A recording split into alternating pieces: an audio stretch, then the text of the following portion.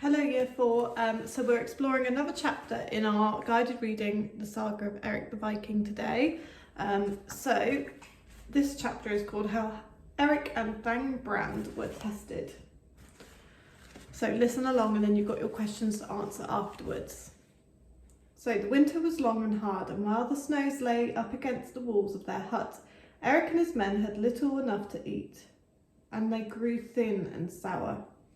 When shall we ever eat again? They began to ask each other. And what of our ship, Golden Dragon? Can she still be safe, left unattended all this time? Erik heard his men grumbling one to another, but he said nothing. Then up stood one of his men who was thinner and sourer than any of the others. His name was Thangbrand. Why should we put up with any of this any longer? He said.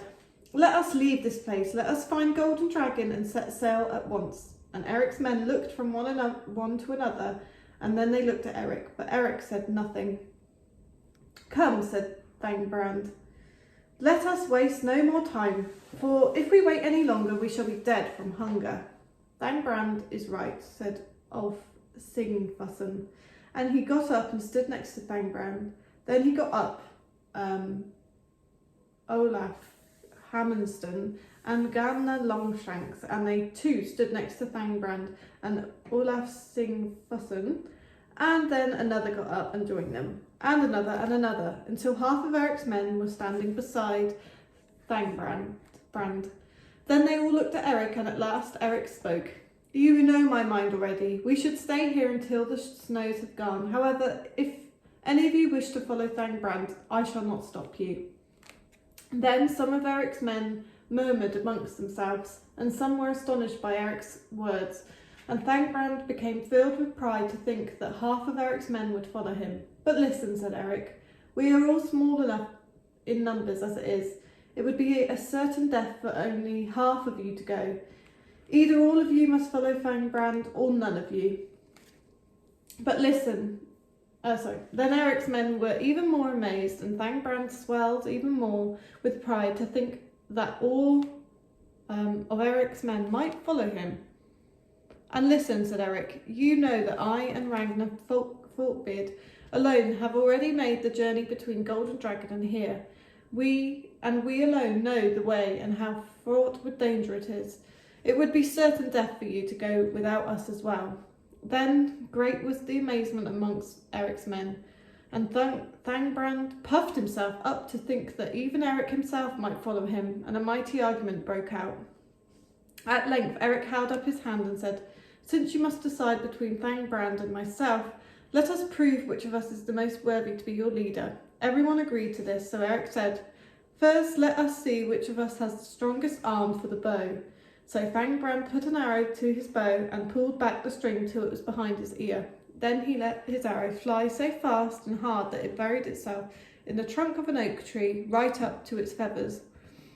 But Erik said, My arrow will go straight through that oak tree and come out the other side. That's impossible, said Thangbrand. Not at all, said Erik, and he pulled back his bowstring no further than his elbow and let his arrow fly straight and true.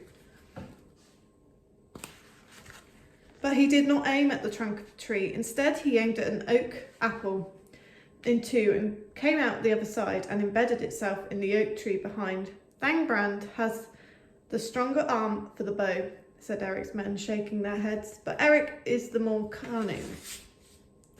Then Erik said, Let us see which of us is the mightier swordsman. And he went to a tree stump and lifted his sword, Blue Blade, high above his head, and smote the tree stump with a mighty blow. That is, it was cleft in two right down to its roots. Then Thangbrand went to a boulder and swung his sword high and wild above his head and brought it down with a crashing blow that sent sparks and flashes of iron from his sword flying in all directions. And the boulder quivered and then split in two, and Thangbrand held his battered sword up aloft in triumph. Everyone shook their heads and agreed that Thangbrand was the mightier swordsman. Finally, said Erik, let us see which of us is the braver. And without more words, he took his bare hand and he held it in the flame from the fire until the hairs on his arm began to sting and curl. And then he took it out again. Then Thangbrand smiled a broad smile and bared his arm and plunged it into the fire right up to his shoulder. And he kept it there a while. The hairs on his arm began to curl and sting, and then his nails began to go black, and still he kept it there. And then his skin began to burn, and at least he could bear it no longer. And with a mighty cry he pulled his arm from the flames, but already the fire had done its work, and his arm hung limp and useless by his side, and he fell down fainting from the pain.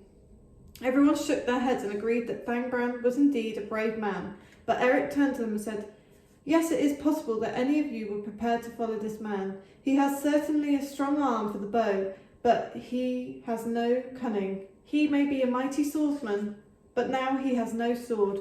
And what is worst of all, this foolish pride has cost him his good fighting arm. How far would you have got following such a man on such a journey none of you knew? I am not your leader because I have the strongest arm for the bow, or the mightiest sword, or even the bravest heart, but because you have learnt to trust my judgment. But because you have learnt, and you know that even when I am wrong, I speak for the good of us and for us all, and not for pride." After that, all the men returned to their places. Thangbrand lay sick on his bed for many days and never fully recovered the use of his right arm, and was ever after called Thangbrand One Hand.